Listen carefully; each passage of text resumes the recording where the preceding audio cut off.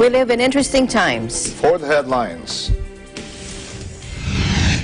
Hong Kong became the second place outside mainland China to report the death of a coronavirus patient. As officials said, they feared local transmissions were increasing in the densely populated city.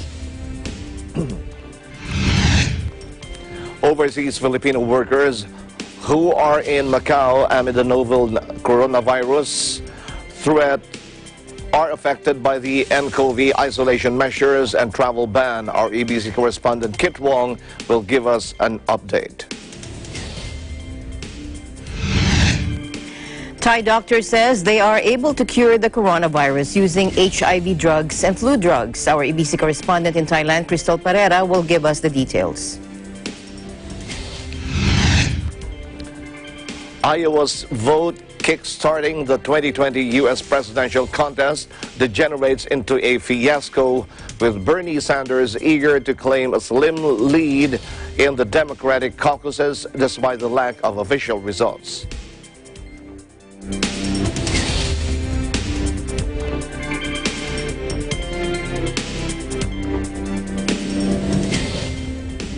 I'm Alma Angeles, wherever you're watching from around the world. Thank you very much for joining us. We welcome our viewers here in the Philippines and around the world. Good evening, everyone. I'm Sam Cepeda. And now to the news.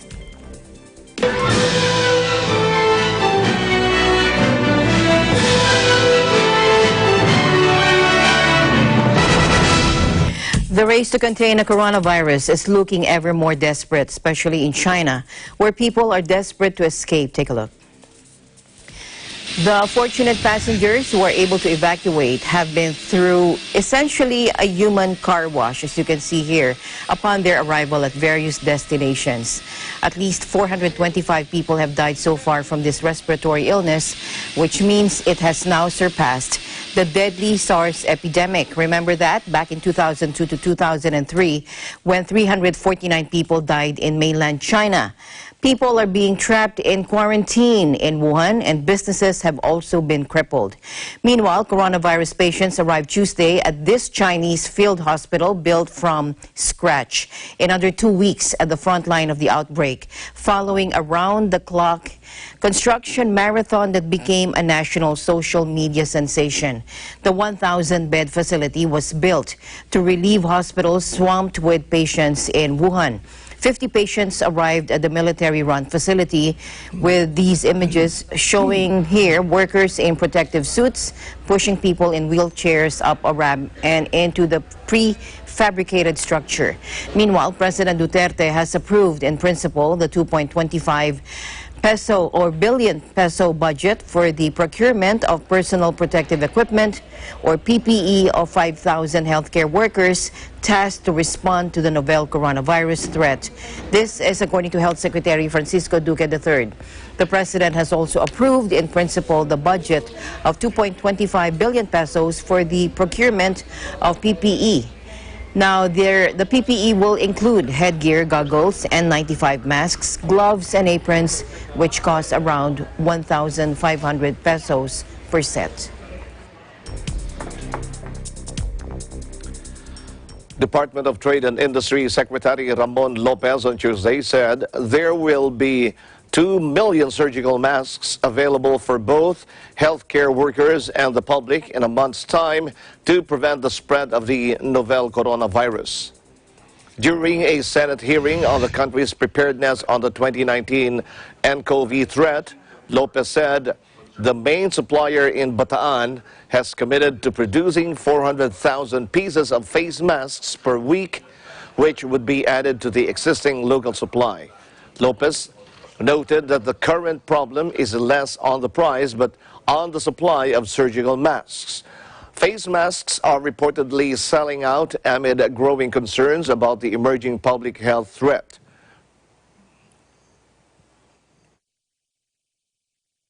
The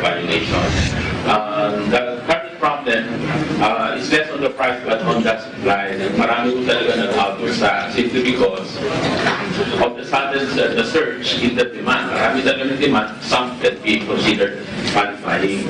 And the normal inventory ng ating mga drugstores are not that high. And the main source that we were able to talk to over the weekend was the known producer, manufacturer of the mask, itong surgical mask, based in Bataan. Isa po siya exporter talaga. So, in a month, we can commit about 1 million pieces for the public and 1 million pieces for the DOH requirement.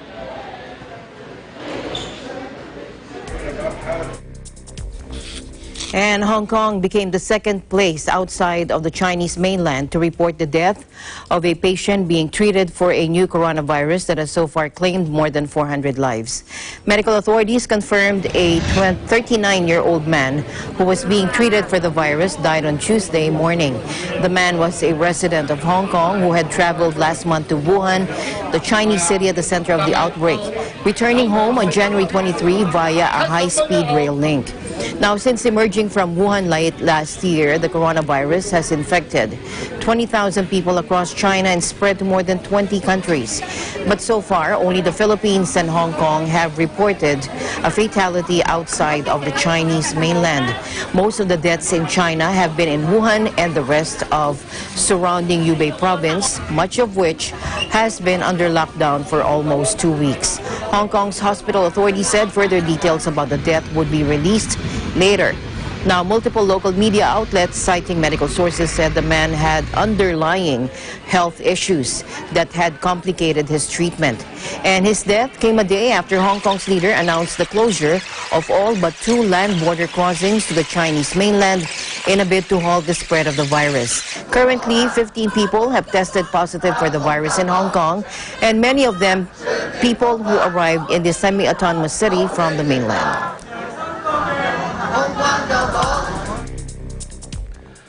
64 new deaths were confirmed on Tuesday, surpassing Monday's record to post the new biggest daily increase since the virus was detected late last year in the central city of Wuhan. China is battling to stop the spread of a deadly SARS-like virus. The death toll rises to 425 in the country. The total number of infections in China's coronavirus outbreak passes 20,400 nationwide. The virus has so far spread to more than 20 countries. And Japan has quarantined a cruise ship carrying 3,711 people and was testing those on board for the new coronavirus after a former passenger was diagnosed with the illness in Hong Kong. Top government spokesman Yoshihide Suga said 8 people on the vessel, which arrived at Yokohama Bay on Monday, have symptoms such as fever. And these footage showed several quarantine officers boarding the Diamond Princess cruise ship at the port of Yokohama on Monday evening to check all 2,666 passengers and 1,045 crew. The man did not visit a medical center inside the ship while he was sailing with us, according to cruise operator Carnival Japan in a statement. Now, Mr. Suga said the decision on whether to allow the vessel to dock at Yokohama port and let passengers land on Japanese soil will be made at the quarantine station, taking into consideration the WHO's estimate of a 10-day incubation period.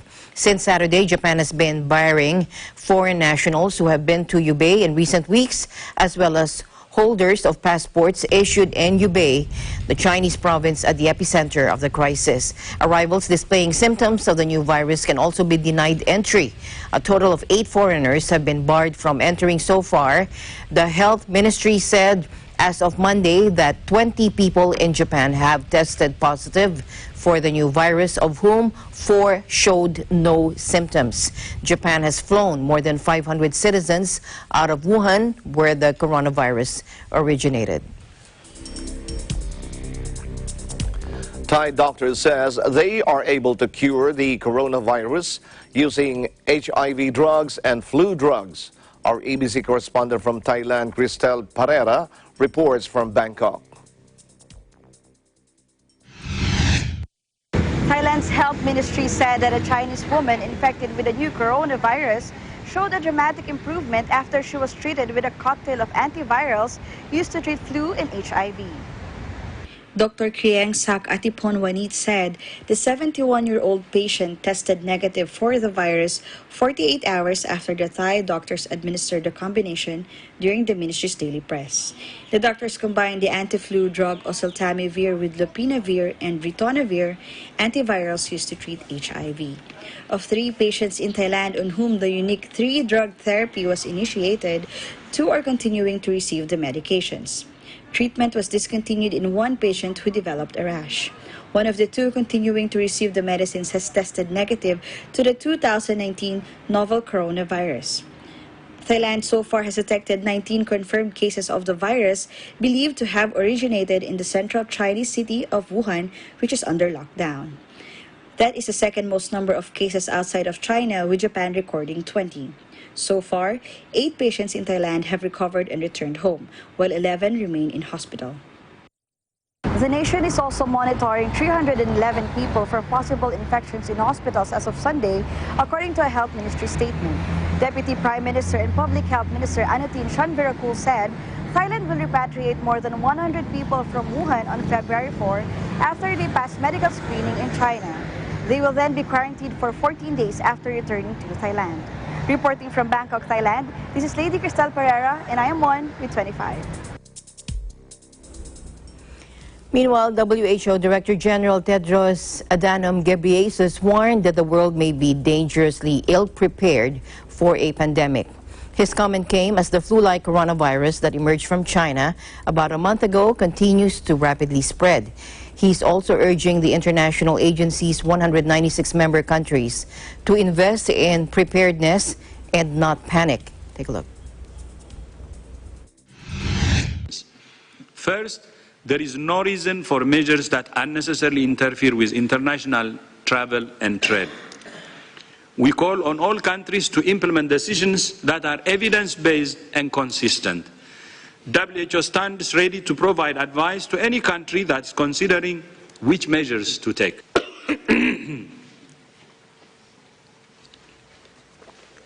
Don't worry, it's not corona.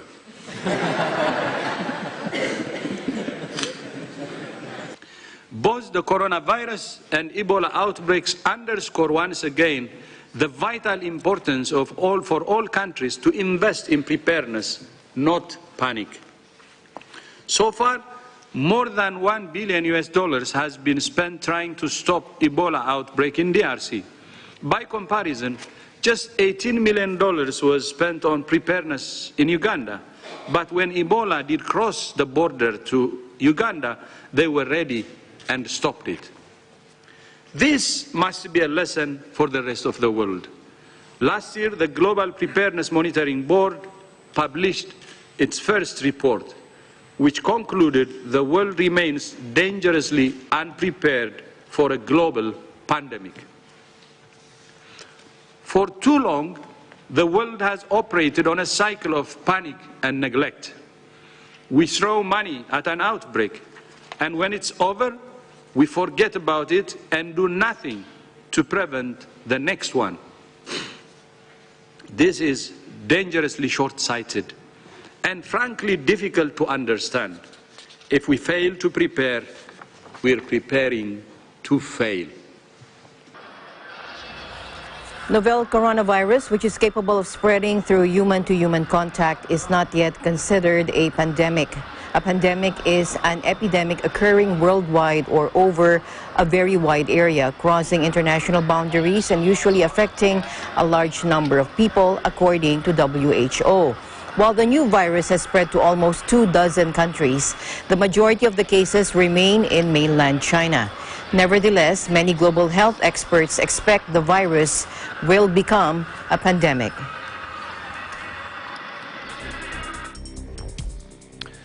The World Health Organization says it is working around the clock with internet and social media giants to combat misinformation surrounding the deadly novel coronavirus outbreak.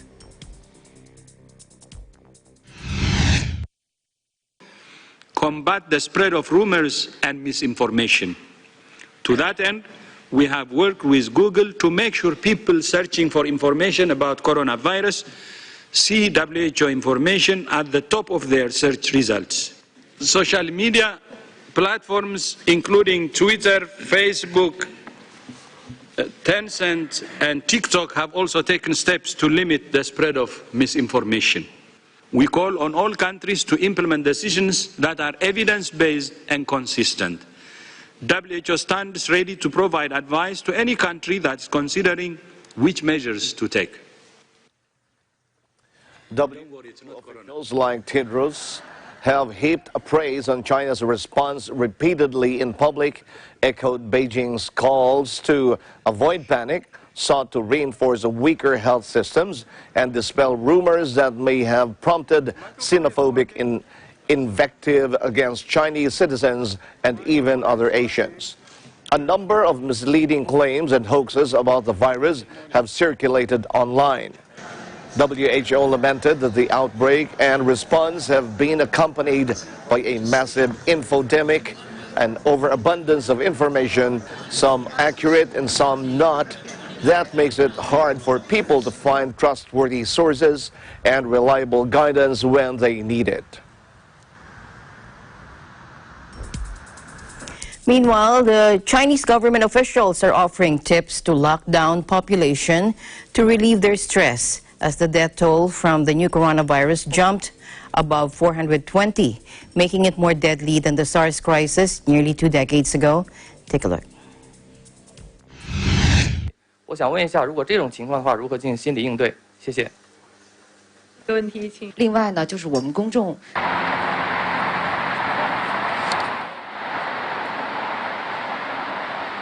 那我们通常采用的一些宣泄的方式，比如说你心情特别压抑，你可以痛痛快快的找一个没人的地方，真的自己好好的哭一场，哭几分钟，对吧？让自己哭完之后真的会感觉到放松，比哭之前要轻松啊。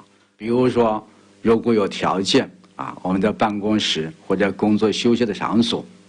放个沙袋，放个拳击带啊，我们花几分钟的时间做一些这种拳击性的运动，也会马上得到放松或调整。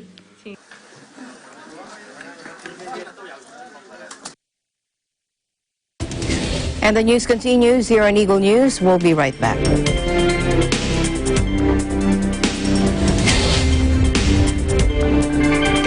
MTRCB ang mag-provide na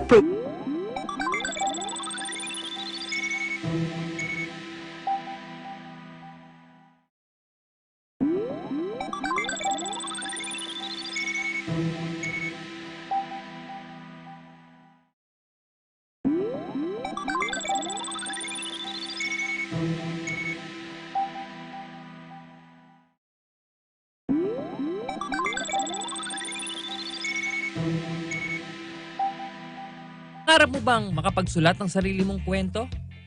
Pangarap mo ba na maging direktor ng isang pelikula? O pangarap mo na maging isang artista? Let's make it real! Sali na sa aming workshops. Scriptwriting, directing, and acting. Ipakita ang talento sa gagawing guerrilla filmmaking at magkaroon ng pagkakataong manalo sa ating awards night. Kasama ang internationally acclaimed director, Direk Carlo Ortega Cuevas. ABC Films, make it real! Malapit na!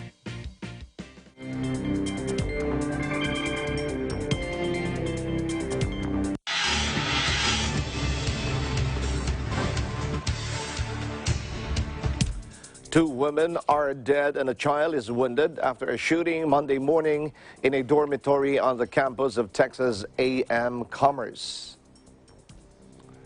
Two people were confirmed dead Monday afternoon following a shooting in a residence hall on the campus of Texas A&M Commerce.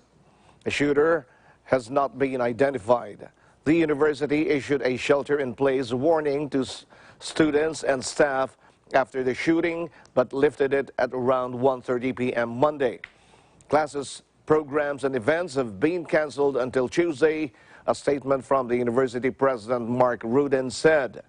The school has increased staff presence in residential communities, and increased university police patrol around the campus.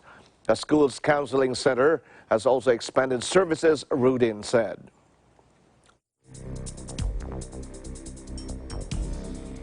And staying in the United States, Iowa's vote kickstarting the 2020 U.S. presidential contest degenerated and turned into a fiasco. Because it was marred by major delays on Monday, with Senator Bernie Sanders claiming a slim lead in the Democratic caucus, citing partial unofficial results. Figures released by the leftist senator's campaign 5 hours after the caucuses opened across Iowa showed Pete Buttigieg in second spot, a strong showing for the former mayor of South Bend, Indiana, who was a national unknown just 1 year ago. Take a listen. So we don't know all the results, but we know by the time it's all said and done, Iowa, you have shocked the nation. Because by all indications, we are going on to New Hampshire victorious.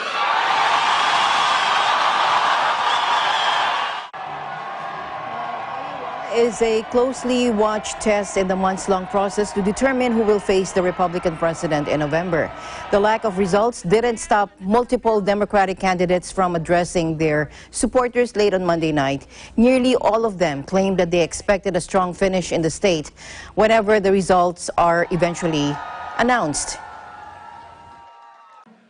Have a strong feeling that at some point the results will be announced.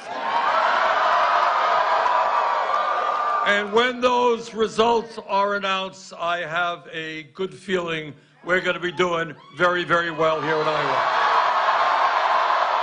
Well, the Iowa Democratic Party is working to get this result, get them straight. And I want to make sure they're very careful in their deliberations. And indications are, from our indications, it's going to be close. We're going to walk out of here with our share of delegates. We don't know exactly what it is yet, but we feel good about where we are. Tonight, we are one step closer to winning the fight for the America we imagine is possible. Tonight is for you. Tonight is for every volunteer who put their feet to the pavement to fight for change.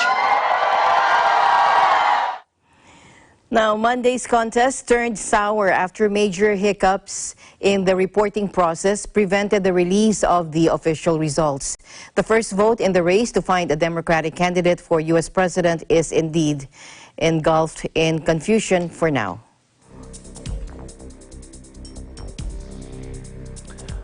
From Des Moines to we go to Washington, D.C.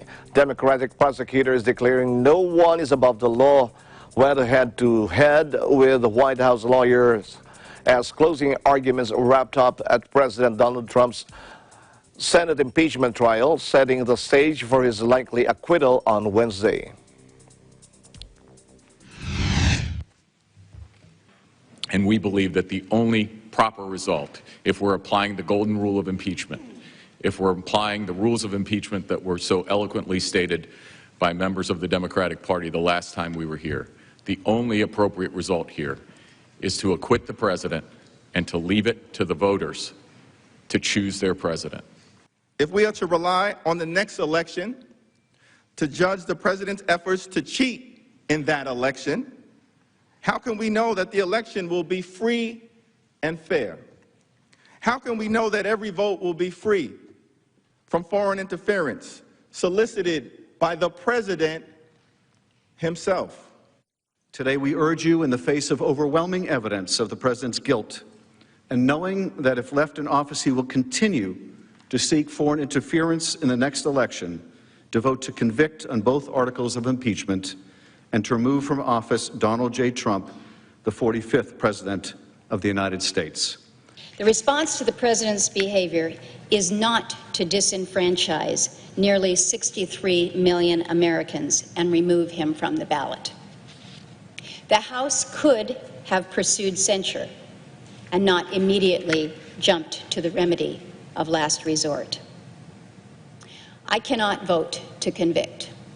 His behavior cannot go unchecked by the Senate, and censure would allow a bipartisan statement condemning his unacceptable behavior in the strongest terms. History will judge the Senate for how we have handled this solemn constitutional duty. The Senate is to vote at 4 p.m. on Wednesday, and the Republican president is all but certain of being acquitted.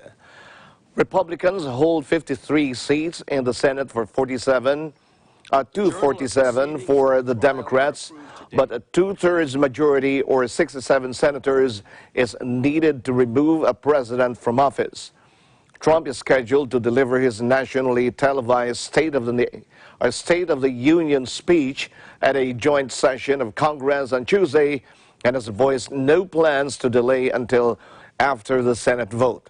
The House of Representatives impeached Trump on December 18 for withholding $391 million in military aid to Ukraine, to demand that Kyiv open an investigation into his potential November election rival, Democrat Joe Biden.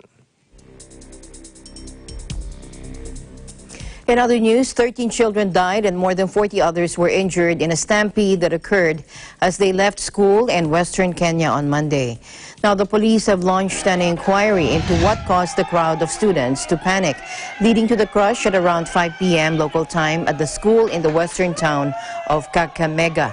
One of the children's mothers blamed the teachers.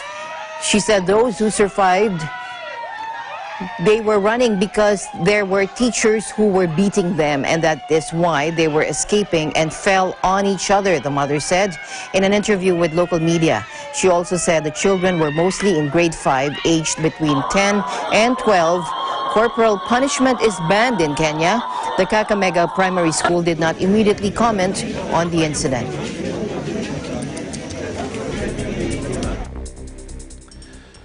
The tragedy comes just 2 days after 20 people were killed in a stampede at an open-air evangelical church service over the border in Tanzania. Kipi Warioba, district commissioner in the northern town of Moshi, said he feared the number of dead could still rise from the accident which took place on Saturday. The tragedy happened when a crowd of worshippers was attending a prayer ceremony on Saturday led by the popular preacher Boniface Mwamposa, who has the Arise and Shine Ministry Tanzania. The stampede occurred when Mwamposa, who calls himself the Apostle, poured what he said was holy oil on the ground, and the crowd surged towards to touch it in the hope of being cured of sickness, witnesses said. Mwamposa, the preacher, fled the scene after the stampede, and police appealed in a broadcast on television, or national television, for him to hand himself in. The preacher was arrested in the port city of Dar es Salaam later on Sunday. Simba Chaweni said that the preacher had started the stampede by calling on the packed crowd to place their foot on the spot where he had poured the oil. A death sentence handed down against an Iranian convicted of spying for the United States has been upheld by the Supreme Court, according to the judiciary spokesman on Tuesday. Amir Ramipur was convicted of conspiring to sell information on Iran's nuclear program for large sums from the U.S. Central Intelligence Agency, according to spokesman Ghulam Hossein Esmaili, and he told this to a news conference broadcast by state television. The judiciary announced in October last year that an Iranian had been sentenced to death for spying for the U.S., but the spokesman said then that he would not release the convict's name until the sentence had been confirmed. Tehran announced in July it had dismantled a CIA spy ring, arresting 17 suspects and sentencing some of them to death. Iranian authorities said the arrests were carried out between March 2018 and March 2019. U.S. President Donald Trump dismissed the claim as totally false. More news will be coming your way when Eagle News International returns.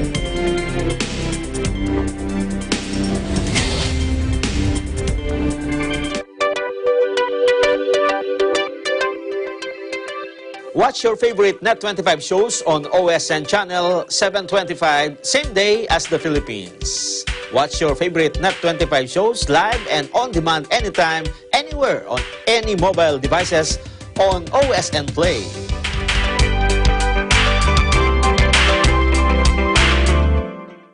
Innovation, digital disruption, globalization. Startups, micro, small, and medium enterprises, as well as large corporations, all face interesting challenges in the market today. Peek into the world of exciting opportunities and partnerships to drive growth with the latest business news and information.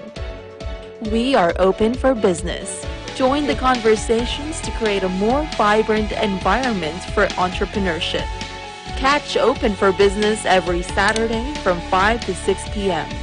Open for Business, from vision to action.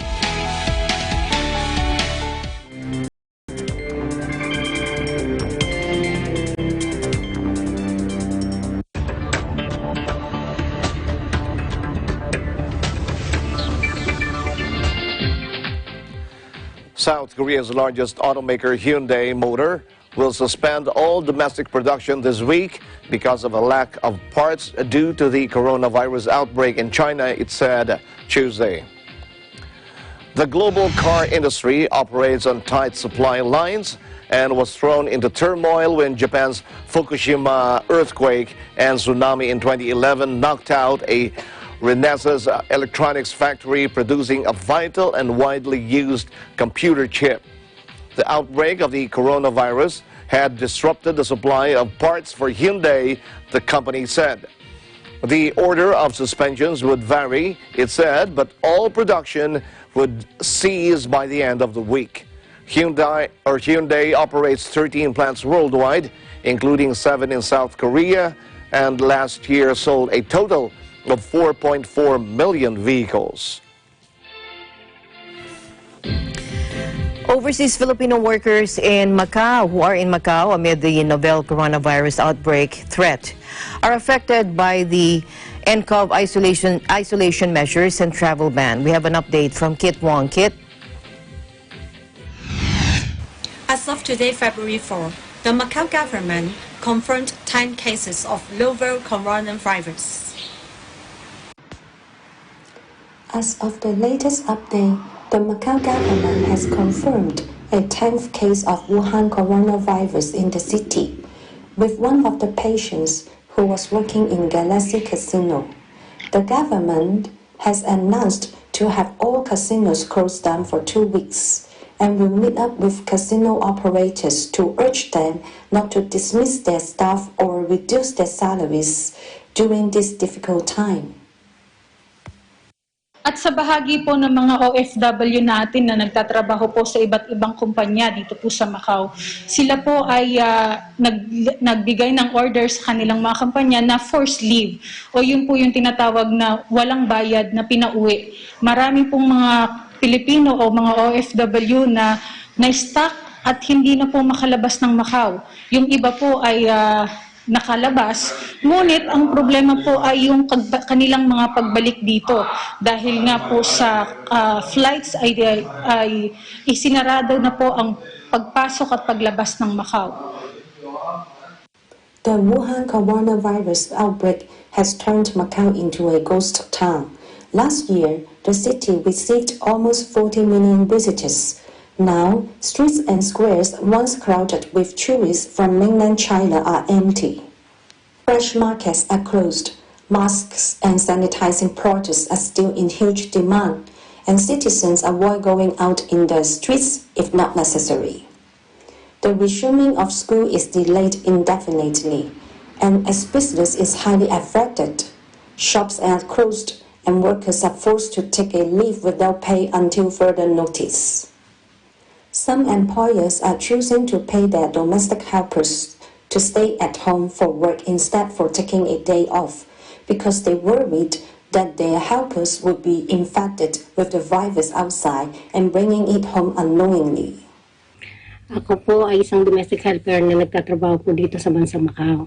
Dahil po sa sitwasyon ngayon na lumalaganap na novel coronavirus, ay kami po na nagtatrabaho bilang kansambahay ay pinagbabawalan na po ng aming mga employer na lumabas po ng kanilang bahay. Wala na po kaming day off at hindi naman po ay natatakot po sila kasi gawa po ng baka kami mahawa ng sakit at kami po silang mahawa din at lalo na po ang kanilang mga anak. Ang aking pong ibang mga kaibigan ay ganun din po, pinagbabawalan na po sila ng kanilang mga amo na lumabas at pinipwersa na po ang bawat isa na mag-leave na wala pong bayad. Kaya po hindi po namin alam ang bawat isa sa amin kung kami po ay papapasukin pa po ng aming mga employer. Reporting for Eco News, this is Kit Wong, and I am 1 with 25. Thank you, Kit. South Korean traders who hoard face masks and other products used to battle the coronavirus outbreak will face up to 2 years in prison, the government announced Tuesday. The deadly new virus first appeared in the central Chinese city of Wuhan and has now infected more than 20,000 people, killing 425 and spreading to more than 24 countries. Concern about the spread of the virus is growing in South Korea, where 16 cases have been identified so far. Demand for face masks and hand sanitizers has surged, the Ministry of Economy and Finance said, leading to the sharp increase in prices due to hoarding. From Wednesday, sellers who hoard more than 1.5 times their average monthly sales volume will face a maximum sentence of 2 years in prison or a fine of up to 50 million won, or that's $42,000. South Korea has so far seen at least 4 cases of human-to-human transmission of the virus, while a hospitalized Chinese tour guide is believed to have caught the illness while working in Japan. On Tuesday, a Korean woman who recently visited Thailand became its 16th confirmed case. Meanwhile, Singapore on Tuesday announced the first local transmission of the deadly coronavirus from China as a major aviation conference was scrapped due to the escalating health scare. The Ministry of Health said it had found 6 additional cases, and now 4 of them involving human-to-human transmission in Singapore, bringing the total infections to 24 in that city-state. 2 of the local transmission cases involved women working at a health product shop, primarily serving Chinese tourists. A third was one of the women's Indonesian maid. Another was a female tour guide who had brought groups to the health shop. In addition to the local transmissions, 2 cases were among the Singapore residents evacuated from Wuhan on January 30. Meanwhile, a major international aviation conference scheduled for the eve of next week's Singapore Air Show has been cancelled, according to organizers. Organizers, however, said the main event, Asia's biggest air show, will proceed as scheduled from February 11 to 16, despite the pullout of several exhibitors, many of them from China. 2 AirAsia chiefs will step aside for at least 2 months as authorities and the airline look into claims that aerospace giant Airbus paid the company $50 million to secure a plane order. Airbus said last week it had agreed to set aside up to 3.6 billion euros to settle a corruption probe by authorities in France, Britain, and the United States. The Malaysia-based AirAsia was named in a bribery investigation by Britain's Serious Fraud Office, or SFO, allegedly implicating 2 company executives. In a late Monday filing on Malaysia's stock market, the budget carrier said its chief executive Tony Fernandez and executive chairman Kamaruddin Meranun would leave their positions immediately. A court document on the SFO's website said EADS, France SAS, which was later renamed as Airbus Group SAS, paid $50 million as sponsorship for a sports team owned by 2 unnamed AirAsia executives. Identified as key decision makers in AirAsia and AirAsia X, the company long-haul arm, they were allegedly rewarded with the order of 180 aircraft from Airbus. Both Kamarudin and Fernandez denied any wrongdoing and said in a Monday joint statement that they would not harm the very companies that we spent our entire lives building up to their present global status.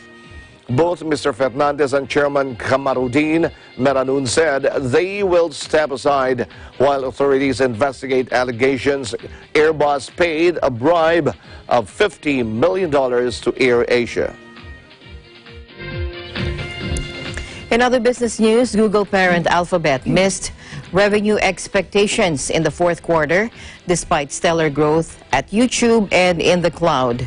Earnings figures released on Monday showed, detailing its cloud computing and YouTube revenues for the first time.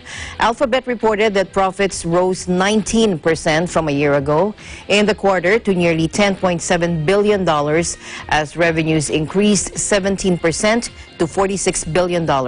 Alphabet and Google chief executive Sundar Pichai touted YouTube as a revenue star at the company, with ad revenue reaching $15 billion last year in an increase of about 36% from 2018.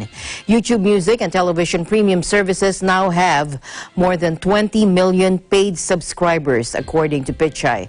Despite assurances by executives that Alphabet sees plenty of money-making potential ahead and is investing to capitalize on long-term trends, Alphabet shares slipped more than 4% in aftermarket trades that followed release of the earnings figures.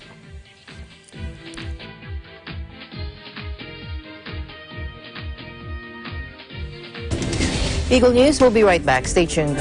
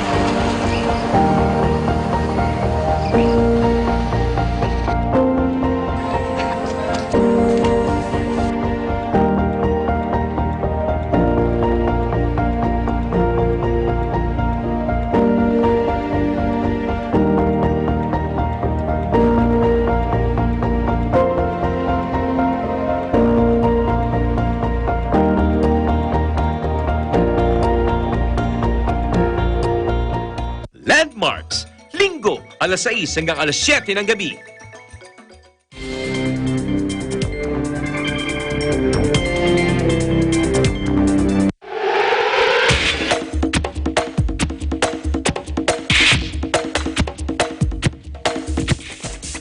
Tokyo opens a new Olympic arena, which will host the venue for volleyball and wheelchair basketball events, as Governor Yuriko Koike promises to implement thorough measures to protect people from the deadly coronavirus in the run-up to the games this summer. Watch this.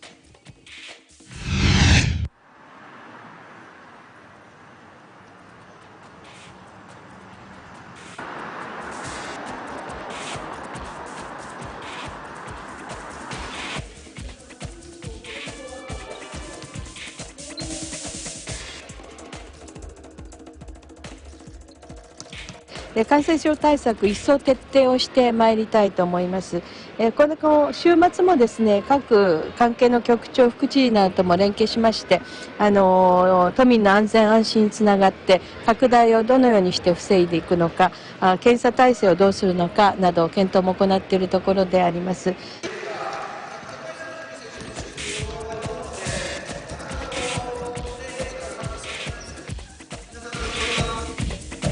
Meanwhile, the Canadian men's national volleyball team earned their way into the Tokyo 2020 Summer Olympics after claiming the top spot in this year's NORCECA men's volleyball qualification tournament in Vancouver. Here's Eagle News correspondent Anthony Sevilla with a report. The Canadian men's national volleyball team officially punched their ticket to the Tokyo 2020 Olympic Games after claiming the top spot in this year's NORCECA men's qualification tournament in Vancouver. This year, the North, Central America and Caribbean Volleyball Confederation, or NORCECA, chose Canada to host its three-day round-robin tournament. Canada's 3-0 win over Puerto Rico in Day 3 of the tournament officially claimed the final slot into this year's Summer Olympics. Canada also finished with a convincing 3-0 win over Mexico in Day 1, followed by a huge 3-2 comeback win over Cuba in Day 2. In the previous Summer Olympics, Canada's appearance in Rio 2016 ended their 24-year Olympic drought at this event.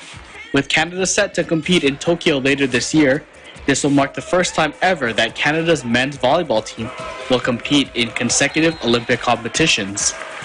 It feels pretty good. I think it's the first time I think Canada has qualified 2 quads in a row. It meant a lot last time, but it means the same right now, so it's pretty exciting right now. You know, some of the guys on the team have experienced it, and I'm happy for the guys that haven't experienced it that we get to do it again. So it's going to be a lot of fun, and we have some time now to prepare and get ready for July. Well, everybody now will go back to their professional teams, and we'll have a long professional season, but that's going to be a really good time for us to work on the individual weaknesses we have already and really prepare that for Tokyo. And it's going to be a busy summer, but a really enjoyable one. The Canadians will have a few days to celebrate before returning to their professional clubs in Europe, South America, or Asia. Following that, they will return to Canada for training camp in preparation for the Tokyo 2020 Summer Olympics, set to begin in late July. Canada will compete in Pool A with Poland, Italy, Iran, Venezuela, and the host nation, Japan. From Vancouver, Anthony Sevilla, Eagle News, always one with 25. Thanks, Anthony. Thank you, Anthony. Don't forget to like us on Facebook, follow us on Twitter and Tumblr. Also, check out our boards on Pinterest and pictures on Instagram. I'm Sam Cepeda. Thanks for joining us. And that's the news for tonight. Join us online and here again tomorrow evening. From all of us here at Eagle News, I'm Alma Angeles, and we're one with 25.